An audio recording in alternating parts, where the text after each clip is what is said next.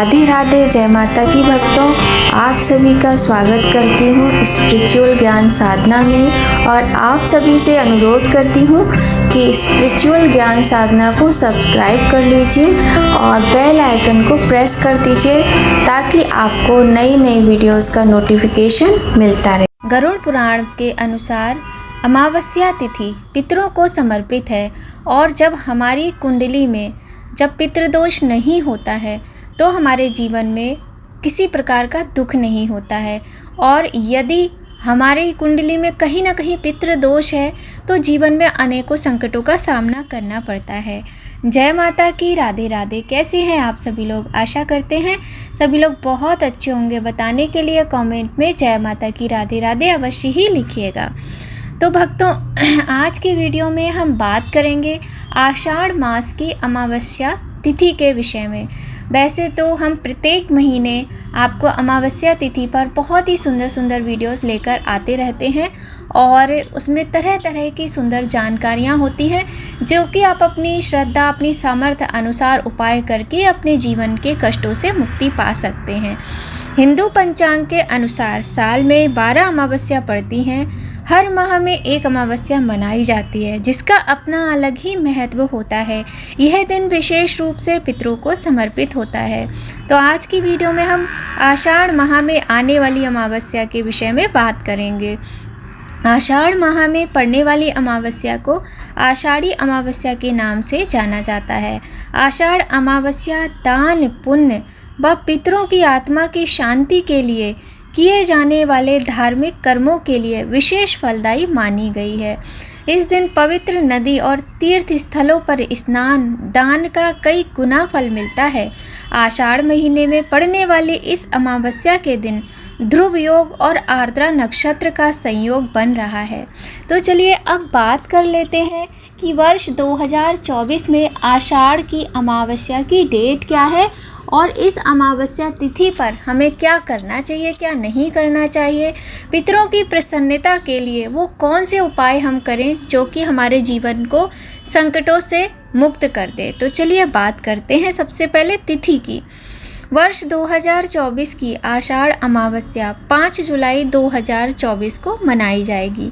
अमावस्या का शुभ मुहूर्त 5 जुलाई को प्रातः 4:57 से शुरू हो जाएगा, जो अगले दिन 6 जुलाई को प्रातः 4:26 पर समाप्त होगा। उदया तिथि के रहते आषाढ़ अमावस्या 5 जुलाई दिन शुक्रवार को मनाई जाएगी। हिंदू धर्म ग्रंथों के अनुसार आषाढ़ अमावस्या पितरों के निमित्त पूजा के लिए अत्यंत शुभकारी मानी जाती है। इस दिन लोग पवित्र स्थानों पर जाते हैं और पवित्र जल स्रोतों में स्नान करने के बाद दीनहीन असहाय लोगों को दान देते हैं। आषाढ़ अमावस्या के दिन लोग विभिन्न धार्मिक और आध्यात्मिक गतिविधियों में शामिल होते हैं।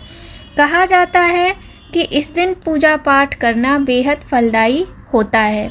आषाढ़ अमावस्या के दिन पूजा अर्चना करने तथा ब्राह्मणों तथा जरूरतमंदों को दान देने से साधुओं के पूर्वज जन्म मृत्यु के चक्र से मुक्त हो जाते हैं और मोक्ष की प्राप्ति हो जाती है। सनातन धर्म में सदियों से ही दान की परंपरा रही है, इसलिए धार्मिक ग्रंथों एवं शास्त्रों में दान को मनुष्य का अभिन्न अंग बताया गया है। अमावस्या तिथि पर पवित्र नदियों में स्नान करना और उसके बाद दान करना बहुत अधिक महत्व होता है।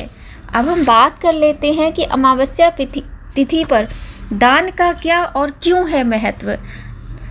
हिंदू धर्म के विभिन्न ग्रंथों के श्लोकों में दान के महत्व का उल्लेख मिलता है। लोग विशेष दिनों में मन की शांति, मनोकामना पूर्ति, पुण्य की प्राप्ति, ग्रह दोषों के प्रभाव से मुक्ति और भगवान का आशीर्वाद प्राप्त करने के लिए दान करते हैं। लेकिन दान का पुण्य आपको तभी प्राप्त होता है जब सही काल पर पात्र व्यक्ति को दान दिया गया हो, दान सही तरीके और सच्चे मन से किया गया हो। गरुड़ पुराण में भगवान विष्णु द्वारा दान के महत्व को विस्तार से बताया गया है। गरुड़ पुराण में कहा गया है, दाता दरिद्रः कृपणोर्थयुक्तः पुत्रो विधेया कुजनस्य सेवा परापकारेषु नरस्य मृत्यु प्रजायते दिश्चरितानि पंच। अर्थात आपको अपनी सामर्थ्य के अनुसार दान अवश्य करना चाहिए। दान सदैव पात्र व्यक्ति को ही देना चाहिए। दान से भले ही आपको पुण्य प्राप्त होता हो और ऐसे लोगों से ईश्वर भी प्रसन्न रहते हैं, लेकिन बिना सोचे समझे किया गया दान दरिद्रता का कारण बन सकता है। इसलिए दान करने से पहले इसका आकलन अवश्य करें कि आप दान देने योग्य हैं भी या नहीं। शास्त्रों के अनुसार व्यक्ति को अपनी कमाई का 10 यानी 10% हिस्सा दान ज़रूर करना चाहिए। दान के महत्व का उल्लेख करते हुए शास्त्रों में कहा गया है, माता पित्रोर गुरो मित्रे विनीते चोपकारिणे दीनानाथ विशिष्टेषु दत्तम तत्सफलम भवेत। अर्थात माता पिता को, गुरु को, मित्र को, संस्कारी लोगों को, उपकार करने वालों को, खासकर दीनहीन, असहाय, अनाथ लोगों को जो दान दिया जाता है वह सफल होता है और उससे पुण्य अर्जित किया जा सकता है।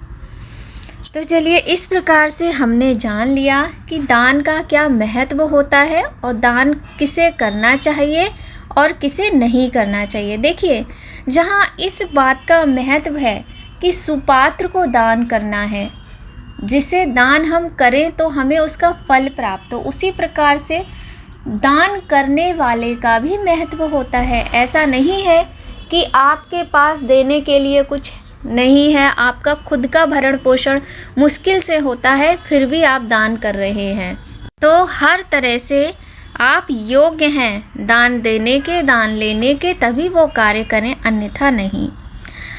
अब किन वस्तुओं का हमें अमावस्या पर दान करना चाहिए ये भी जान लेते हैं। आषाढ़ अमावस्या पर दान का महत्व होता है। कहा जाता है इस दिन अन्न और भोजन का दान सर्वोत्तम माना गया है। आषाढ़ अमावस्या के पुण्यकारी अवसर पर असहाय निर्धन बच्चों को भोजन दान करने के लिए आप यदि कहीं कोई संस्थान वगैरह हो तो वहाँ भी आप सहयोग कर सकते हैं।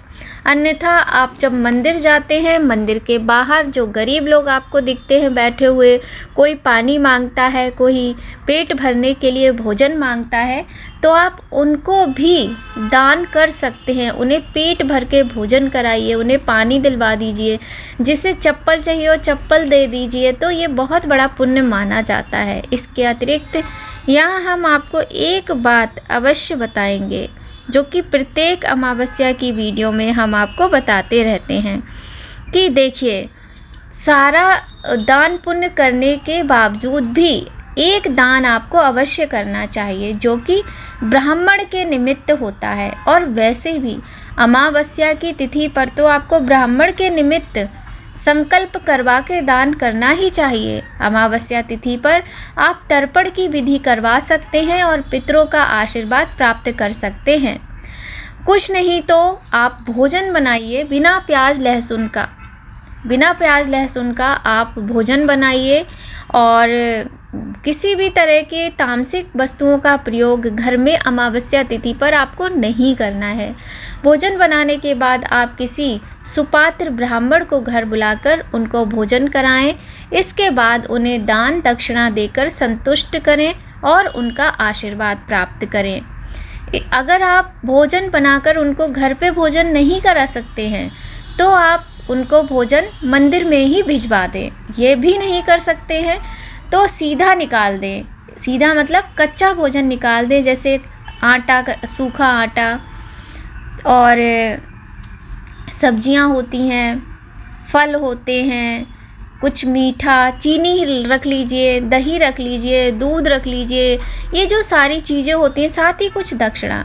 और वस्त्र आदि दान करना चाहते हैं तो आप वस्त्र, छाता, जूता, ये सारी वस्तुएं दान कर सकते हैं। साथ ही आपके जो पितृगण हों, यदि आप उनके साथ रहे हों और आपको पता हो कि उन्हें क्या चीज़ बहुत अधिक पसंद थी, तो आप उस वस्तु का दान यदि करते हैं तो आपको बहुत अधिक पुण्य फल की प्राप्ति होती है। देखिए, ऐसा कहा जाता है शास्त्रों में कि यदि कुंडली में पितृ दोष नहीं होता है तो जीवन में बहुत सारे सुखों की प्राप्ति होती है, और जो दूसरे दोष होते हैं वो दोष भी आपको तकलीफ़ नहीं दे पाते हैं यदि आपके पितृ प्रसन्न हैं। जब पितृ प्रसन्न होते हैं तो वंश वृद्धि होती है, घर में मांगलिक कार्य होते हैं, आपके बच्चे की आपकी प्रगति ही प्रगति होती है, और कर्मों पर भी विशेष ध्यान देते रहना चाहिए। ऐसा नहीं है कि आपके जीवन में सर्व सुख है तो आप अपने कर्मों पर ध्यान देना भूल जाएं और घमंड आ जाए। घमंड तो किसी को भी नहीं करना चाहिए, खैर ये बातें थोड़ी सी अलग हैं। तो आपको इस तरह से इन बातों का ध्यान रखना चाहिए कि पितरों की प्रसन्नता कितनी ज़्यादा आवश्यक है। और ये भी नहीं करना है कि जब हमारे साथ हमारे घर के बड़े बुज़ुर्ग हैं तब हम उनका अपमान करें, उनको खाना ना दें, उनको पानी ना दें, उनको घर से निकाल दें, उनको बेइज्जत करें, उनका अपमान करें। ऐसा करने से तो अनेकों दोष लगते हैं। पितृ ऋण लगता है, मातृ ऋण लगता है और अगर अपनी बहन, कन्या, पत्नी, पुत्री किसी को भी यदि कष्ट पहुंचाते हैं तो उससे भी दोष लगता है, जो कि हमारे घर में कभी भी माँ लक्ष्मी की कृपा नहीं बरसती है। तो ये कहने के लिए ये बातें बहुत छोटी हैं, लेकिन आज भी बहुत सारे घर ऐसे हैं जहाँ बड़े बूढ़ों को उपेक्षित किया जाता है, जहाँ पत्नी को सम्मान का अधिकार प्राप्त नहीं होता है, और जहाँ कन्याओं के साथ भेदभाव का व्यवहार किया जाता है, माताओं का अपमान किया जाता है। तो इस तरीके की जो व्यवहार हैं ये नहीं होने चाहिए। साथ ही यहाँ पर ये भी बता दें, ऐसा नहीं है कि सारे घरों में ऐसा ही होता है। कहीं कहीं ये भी देखा गया है कि जो स्त्रियां होती हैं वो भी अपना व्यवहार अच्छा नहीं रखती हैं, वो भी बुज़ुर्गों का अपमान करती हैं, पति का अपमान करती हैं। तो देखिए, बात जो है, नियम जो है वो सभी के लिए है, किसी एक के लिए नहीं होती है। तो इस तरीके से सभी को अपने कर्मों पर ध्यान देते हुए व्यवहार करना चाहिए। और वैसे भी दिल तो हमें कभी पास पड़ोसी का, राह चलते व्यक्ति का भी नहीं दुखाना चाहिए। जीवों पर दया करो, पशु पक्षियों पर दया करो, उनको पानी पिलाओ, उनको दाना खिलाओ। कभी भी किसी को हमारी वजह से कष्ट ना पहुँचे, इस बात का विशेष ध्यान रखना चाहिए। बहुत ही महत्वपूर्ण तिथि होती है अमावस्या की। अब हम यहाँ पर थोड़ी सी बातें कर लेते हैं जो आवश्यक कार्य हमें करने होते हैं। तो देखिए, आपको करना क्या है। सबसे पहले ब्रह्म मुहूर्त में उठकर आपको सूर्य भगवान को जल चढ़ाना है। और हाँ, यदि आपके शहर में, नगर में, गांव में आसपास कोई पवित्र नदी है उसमें स्नान कीजिए, और नहीं है तो कोई बात नहीं, आप नहाने के जल में थोड़ा गंगा जल मिलाकर स्नान कर सकते हैं। इसके अलावा सबसे पहले सूर्य भगवान को जल अर्पित करें। इसके बाद जब सूर्य भगवान आपको दर्शन दे दें, करीब 8 बजे तक तो दर्शन हो ही जाते हैं, आजकल तो 5:30 बजे सूर्य भगवान के दर्शन हो जाते हैं। तो 8 बजे के समय पर आप एक स्टील के लोटे में काले तिल, कच्चा दूध, थोड़ा गंगा जल और थोड़ा सा चीनी या गुड़ मिलाकर दक्षिण दिशा की तरफ मुख करके ओम सर्व पितृ चरण कमलेभ्यो नमः, ओम प्रथम पितृ नारायणाभ्यो नमः, इस प्रकार से बोलते हुए जल दें पितरों को और उनसे प्रार्थना करें अपने कल्याण के लिए। इसके अतिरिक्त आपको जो पूजा करनी है वो करें। और वह अमावस्या तिथि पर शिव जी की और भगवान नारायण की पूजा का विशेष महत्व होता है। आप चाहें तो गजेंद्र मोक्ष का पाठ कर सकते हैं, विष्णु सहस्त्र नाम का पाठ कर सकते हैं, चाहें तो शिवालय में जाकर विधिवत भगवान भोलेनाथ की पूजा कर सकते हैं। काल सर्प दोष निवारण पूजा भी अमावस्या तिथि पर की जाती है। और पितरों के निमित्त तर्पण आदि की विधि भी आप करवा सकते हैं। इसके अलावा एक थाली भोजन का दान करें। भोजन नहीं दान कर सकते हैं तो कुछ फल आदि लेकर उन पे दक्षिणा रख के आप ब्राह्मण को दान करें। साथ ही यदि कोई ज़रूरतमंद आपको दिखे तो उसको उसके ज़रूरत के अनुसार दान करें। इस तरीके से आप अमावस्या तिथि पर पुण्य कार्य करें। और दान देखिए कि बड़े से बड़ा आप दान कर सकते हैं और कम से कम दान कर सकते हैं, पर करें। इसके अलावा अमावस्या तिथि पर आपको नाखून नहीं काटने चाहिए, बाल नहीं कटवाने चाहिए, तामसिक भोजन का प्रयोग नहीं करना चाहिए, व्यभिचार और पर स्त्री गमन, पर पुरुष के साथ ये व्यभिचार आदि के कार्य नहीं करने चाहिए। ब्रह्मचर्य का पालन करना चाहिए और गाय की सेवा, चींटियों को भोजन देना, कौओं को भोजन देना, कुत्तों को भोजन कराना, ये सारे ही कार्य बहुत ही पुण्यदायक माने जाते हैं अमावस्या के दिन। इसके अतिरिक्त जो अब लास्ट में एक महत्वपूर्ण उपाय है वो ये है कि आपको दीपदान अवश्य करना है। तो यदि आप कहीं पवित्र नदी के आसपास रहते हैं तो आप नदी में दीपदान करें। संध्या के समय, जो सूर्यास्त के बाद का और रात्रि के आगमन से पहले का समय होता है, वहाँ तब आप दीपदान करें। यदि आप वहाँ नहीं जा सकते तो अपने घर की चौखट पर एक दिया अवश्य जलाएं। इससे आपके पितरों का मार्ग प्रकाशमय होता है और वो प्रसन्नता पूर्वक अपने मार्ग में भ्रमण कर सकते हैं। इसके अलावा अपने घर की छत की मुंडेर पर, अपने घर के रसोई घर में, तुलसी में और बेलपत्र है तो वहाँ पर, अपने घर के मंदिर में, इन जगहों पर आपको दीपदान अवश्य करना है। बहुत ही महत्वपूर्ण होती है आषाढ़ मास की अमावस्या तिथि। इन छोटी छोटी सी बातों का ध्यान रख के आप भी अपने पितरों को प्रसन्न करके उनका आशीर्वाद प्राप्त कर सकते हैं और जीवन के कष्टों से मुक्ति पा सकते हैं। तो आज की वीडियो आपको कैसी लगी बताइएगा ज़रूर कमेंट में। अच्छी लगे तो एक लाइक अवश्य कीजिएगा। आप सभी से हाथ जोड़कर विनम्र निवेदन है कि यदि आपको हमारी कोई भी वीडियो अच्छी लगती है तो प्लीज़ आप कमेंट में बताया करें और आप लाइक अवश्य करें, क्योंकि आपके एक लाइक से हमें बहुत अधिक प्रेरणा मिलती है। और वैसे भी हमें आपके सहयोग की बहुत आवश्यकता है, क्योंकि बिना आपके सहयोग के कोई भी यूट्यूबर, हम क्या कोई भी हो, कोई किसी लायक नहीं है यदि आपका प्यार नहीं मिलेगा। तो भर भर के अपना प्यार और सपोर्ट दीजिए। मिलते हैं आपसे बहुत जल्द नई वीडियो में नई जानकारी के साथ। तब तक सभी लोग खूब खुश रहिए, स्वस्थ रहिए, प्रसन्न रहिए। कमेंट में जय माता की राधे राधे लिखते रहिए। जय माता की राधे राधे।